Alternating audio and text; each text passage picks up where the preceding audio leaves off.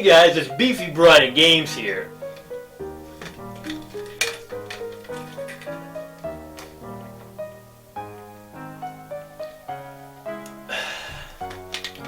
And sometimes, it's tough being so muscular. The glory of winning powerlifting competitions and having the physique of a Greek god is offset by the fact that my arms are permanently glued into this position due to my sheer muscle mass. I can't even enjoy a nice brewski with the boys without blowing the can up with my overwhelmingly strong and meaty hands. Worst of all, I've been unemployed for over 5 years due to my inability to execute job interview exit handshakes. Last person that interviewed me's right hand was completely obliterated into millions of tiny hand particles that I may or may not have inhaled by accident. Got an angry letter from HR about that one. But there's really nothing I can do about it in reality, because I'm addicted to the grind. The only way I can live a normal life is by role-playing as a complete weakling in the Elder Scrolls 4 Oblivion. When I was 12 years old, I heard rumblings of a little game called Skyrim from friends and other fellow middle schoolers. Interestingly enough, it was all about how the game was for complete nerds and anybody who liked it would be shunned from the middle school community forever. And a popular cool guy like me who owned a Super Nintendo wouldn't be caught dead playing a game like that. But fate had other plans. I discovered videos of the mysterious Skyrim on YouTube, and the nerd shit cast a spell on my poor, unassuming mind. The only RPGs I'd played at that point were Final Fantasy VI, Pokemon, and Paper Mario. Those games are incredible, but seeing an RPG where you can go and explore wherever you want in this massive fantasy world that looked like this was a mind-blowing idea. I could just stand there in realistic water! You can't even attempt to do that in the Thousand Year Door. So I spent a few weeks obsessively watching videos about it before I finally got my chance to play it. One fateful Friday evening after school, my parents took me to Family Video, and I could finally rent it, and I was instantly obsessed. The idea that I could just wander into random caves and find better armor to make my character stronger had me addicted. And the world and music were so beautiful that I would just wander around, listening to the music and looking at the night sky. I was fully immersed in the experience, but had to return the game 2 days later. Eventually I got the game for Christmas and was able to give it the full playthrough it deserved. I just remember late nights playing it for hours and hours with that haunting music emanating from my old shitty TV.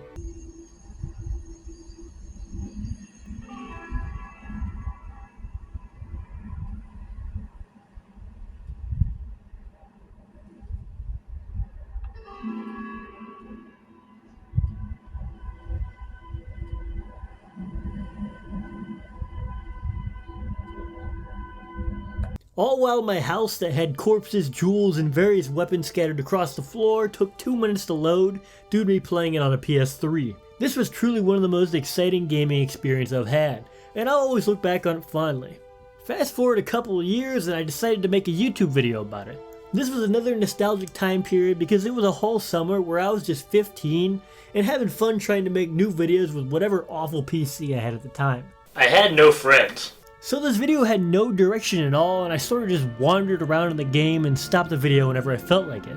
It was basically just me wandering through 2 caves, killing Lydia, and deciding, yeah, that's probably enough for a video. And then many years went by and my only time spent with the Elder Scrolls was occasionally starting Skyrim again. I tried Oblivion a few times, but the combat was so different that I would just put it down immediately. That was until the year 2024. I had finished the absolute masterpiece that is Tears of the Kingdom and was looking for what to play next. Then I got recommended some funny Oblivion clips on YouTube and on a whim decided to start the game as a game that I could stream to a buddy of mine on Discord sometimes. It felt clunky at first due to there not being a run button and the fact that attacks barely had any knockback, but this time something about it pulled me in. What was supposed to be a funny side game that I'd stream to my friend occasionally ended up becoming my main game. Yes, in 2024, when I have a PC that can handle pretty much anything, instead of playing Elden Ring for the first time, which was the main reason I got the PC in the first place, like an absolute goober I was playing Oblivion. And very clearly from the date of my last upload not making YouTube videos. And let me tell you, I was having a blast. So many funny things were happening when I was streaming to my friend that are lost at the sands of time like dust in the wind, that I just had to start recording it to be used for a video at some point. And this is the video that came out of it. Because of that, this will be more me telling stories about what happened to my character in the game, and less of a comprehensive telling of Oblivion's story and mechanics. It will sort of be like the old Skyrim video, but a little less cracked out on Mountain Dew. Alive, bitch! Because it wasn't always intended to be a playthrough for a video, the entire beginning of the game wasn't filmed, and the actual footage starts at a completely random point, which is okay because I got plenty of interesting clips anyways. Before I get into the meat of those clips, I want you to have a gander at my character, Commander Piss, the product of thousands of years of incest and the lovely husband of Mrs. Piss. My main goal was to make him a weak little gremlin that just has to scurry and scrounge around to make any sort of semblance of progress. Whatever attributes I decided to give him at the start of the game without looking anything up, combined with me bumping up the difficulty, made him one of the bottom creatures of the food chain. He sucked ass. The only things he could take on were maybe rats and mud crabs. He was a little stronger by the time I started filming, but there were dark days where I could do almost no damage to random wolves, and in turn they would just kill me immediately. But this was exactly what I wanted. Almost every enemy encounter was a challenge, and I was wandering around just scrounging for any cave that Commander Piss would have a chance at leveling up or finding better equipment in. This led to me saving a ton and running away from enemies while shooting many arrows. It also led to some pretty creative ways of killing enemies. There was this one side quest that I accepted where this lady told me to find and kill her husband because he had stolen their family's precious weapon. The problem was almost every person in the hideout would kill me much quicker than I would kill them. This led to me coming up with the strategy of leading each and every one of them to the city guards, including her husband himself. The guards would kill them for me, and then I'd get to scavenge what was remaining of them. Eventually I killed her husband and got the weapon back. But it was by far the most powerful weapon I had gotten up to that point, so I borrowed it. Was planning on just stealing it outright, but the enchantment ran out on it and I had no soul gems or money to refill it. So I returned it and got paid handsomely for doing so. Wouldn't let you thinking it was due to morality or anything.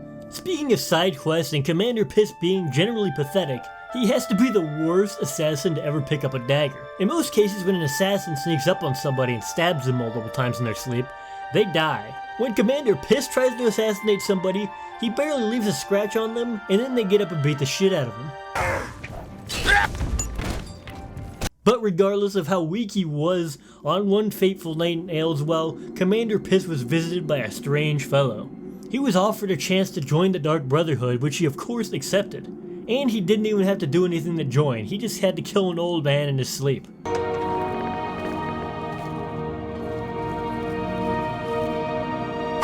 Luckily, this is the one person in the entire game that was weak enough to die in one hit from Commander Piss's blow. I'm half convinced that the old man just happened to die of natural causes before he was struck. But I got a cool robe man, so who cares? And who would have guessed the assassin career was pretty short-lived? It ended almost as soon as it began, with me struggling to kill a pirate after stabbing him multiple times in his sleep. And my reward was this ring that I wore for the rest of the game, so it was worth it. Admittedly, I probably would have done more Dark Brotherhood quests if I didn't spend like 20 of my 50 hours with the game just wandering around doing nothing. This was my favorite thing to do in Oblivion. A lot of it was due to the incredible music and surprisingly charming, beautiful, and vibrant environments.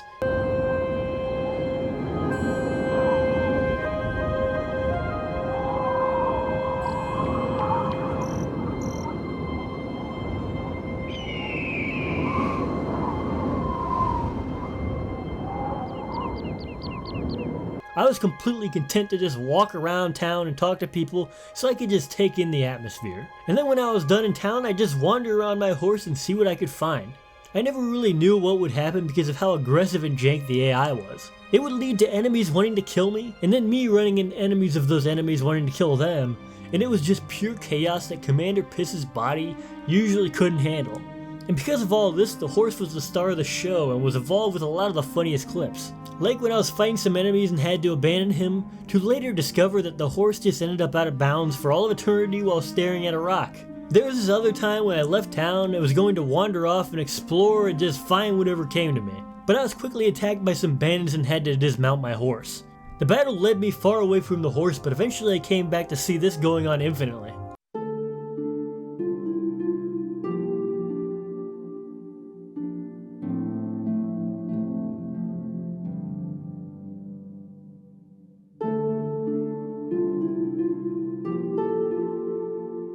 By far the best horse moment happened later in the game when Martin wanted me to get a great Welkin stone. The problem with that was that it was at the end of a dangerous cave with tens of enemies. And this guy at the end of the cave would one-shot me almost every time, and also had a horde of immortal zombies that were constantly running at me. Couple of small issues in the grand scheme of things.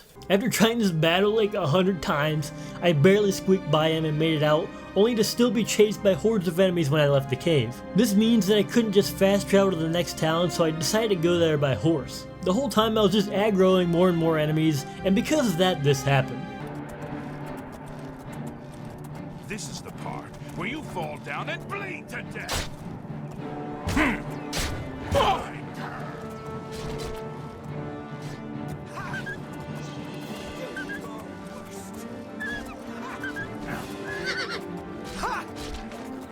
Take that!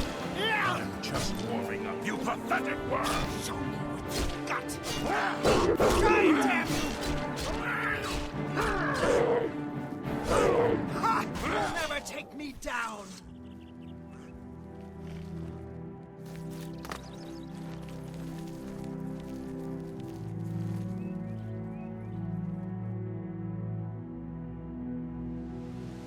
Eventually there came a time after wandering for hours and hours that I decided to get off my lazy ass and finish the main story of the game. And it was through that I discovered Commander Piss's best talent, running away like a little baby boy that poops in his pants. Later in the game you have to sail an Oblivion portal near many of the major cities in order to get them to aid you in a quest to hold the line against a giant Oblivion portal. The main issue is that Commander Piss wasn't capable of beating more than one enemy at a time, and even then it would take many resources to get through every enemy inside of an Oblivion portal. I was having to completely restock on arrows after every single one, so I eventually just decided to sprint by everyone to take the sigil stones. And this was Commander Piss's time to shine because absolutely nobody could catch him. I was speeding through these and finally got some cool weapons because of it. It felt so good using the enchanted elvish dagger for the first time, because not only did it look sick as hell, but it actually killed enemies. But once the enchantment ran out, it was useless again and I had no money. Once I got the aid of everybody, I had to retrieve a couple of random items from Martin in order to visit Mancor Cameron and tickle him a little bit with arrows before the Oblivion world bleeds into the real world.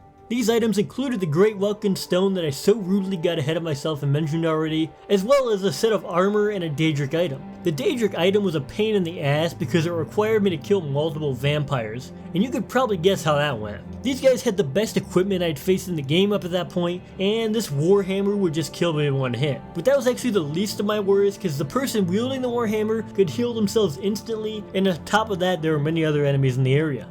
I tried this so many times and just didn't do enough damage, so I ended up having to get the enemies to damage each other until the Warhammer wielder was low enough on health so that I could just barely beat him while two other unfortunate souls from the bottom of the mountain helped me cheese him. Thanks for the help, Emperor Martin Septim. He then made me go to a cave that nobody has ever come back alive from while not helping. No wonder nobody came back alive because there was a necromancer as well as an army of skeletons waiting to greet you before you even got into the cave. The necromancer was already hard enough on its own, but I managed to finally kill him and all that was left was like 20 skeletons that I did no damage to. Slowly but surely I whittled them away until at the break of dawn the last bone had hit the ground. This took like an hour in real time, but I was victorious. And then I went into the cave and was immediately killed by ghosts. They've got this shit defended like it's Fort Knox.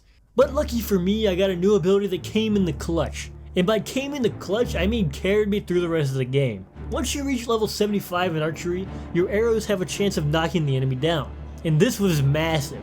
The new strategy was just to shoot arrows at people until they were knocked down, and just hit them as much as possible until they got back up. Now I could hit them a bunch and they couldn't one-shot me while I was doing so. And they couldn't catch me due to my speed.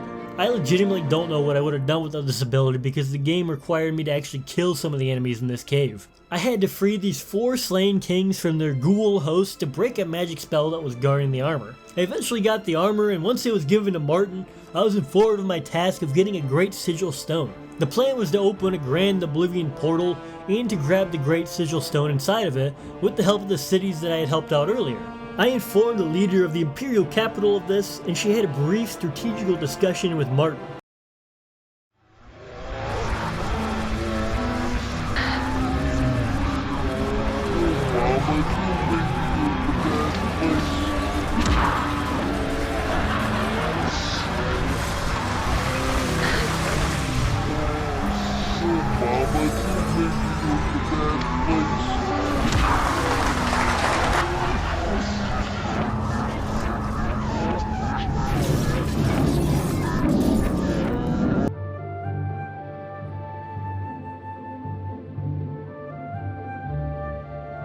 It was beautiful to see everybody chant Hail Martin Septim as he was finally going to help me do something. At least that's what I thought.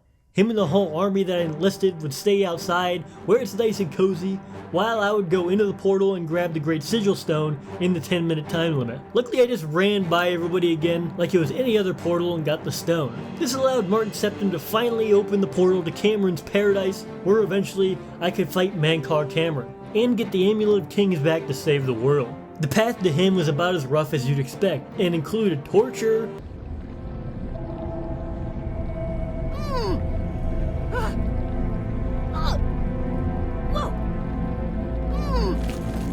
the help of another weakling, I am no match for Mankar Cameron.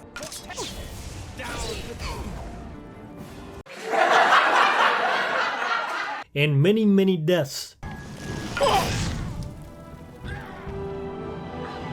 But I eventually made it and slayed Mankar Cameron after like 100 attempts. The problem was he had his goon with him that never died, and also could summon a second goon. So I had to take his goon out, hope he didn't summon something with a long range attack, and then accidentally glitch him out of healing himself. But joke's on me, Mehrunes Dagon bleeds into this world anyways, and I have to run away from enemies for one last time, before Martin uses the amulet to turn into a dragon and kill him.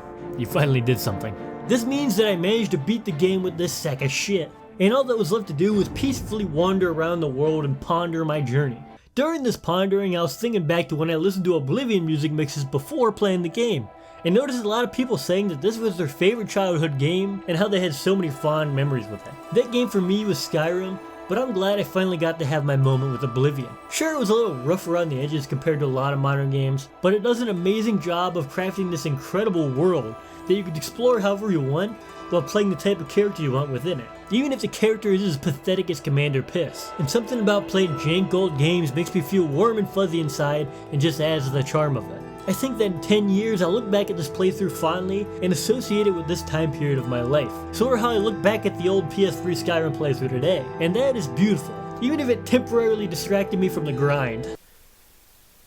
I lost my gains. I'm finally free! 5 years ago, a wizard gave me a cauldron full of green liquid to drink out of. The wizard held me at gunpoint and told me to take only 2 sips or else I'd be cursed. I, however, couldn't resist the sweet nectars of the cauldron, and I drank the whole thing. And I was cursed with massive gains that took over every aspect of my life. This means I can finally get a job!